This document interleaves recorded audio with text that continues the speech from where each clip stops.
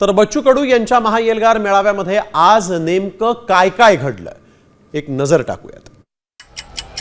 सकाळी 8 वाजता मोठ्या संख्येने आंदोलक नागपूर जवळ हायवेवर एकवटले।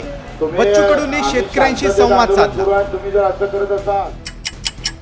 सकाळी 9 वाजता संतप्त शेतकऱ्यांची सरकार विरोधात घोषणाबाजी, सरकारची शवयात्रा काढली।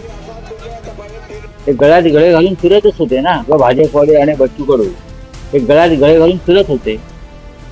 पण आता बच्चू कडू किंवा त्यांच्या बरोबरचे त्यांचे सहकारी जे आंदोलनात सहभागी झाले किंवा हजारोच्या संख्येने लोक त्यांच्या बरोबर चालतायत, हे अर्बन नक्षलाईट झाले। सकाळी 11 वाजता बावनकुळेंची फोनवरून कडूंना मुंबईला येण्याची विनंती, मुंबईला जाणार नसल्याची बच्चू कडूंची भूमिका।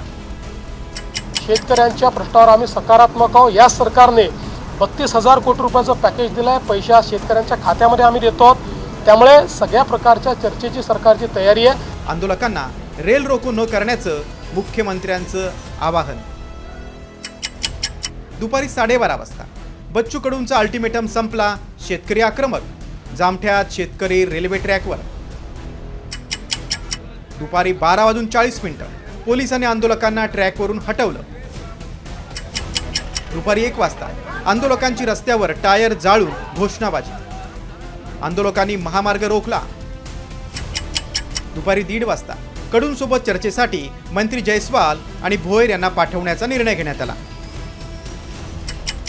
दुपारी 4:32 नागपूर खंडपीठाकडून आंदोलनाची दखल, 6 वाजेपर्यंत आंदोलन स्थळ सोडण्याचा आदेश। संध्याकाळी 6 वाजता पोलीस आंदोलनस्थळी दाखल, आंदोलकांनी पोलिसांना हुसकावून लावलं।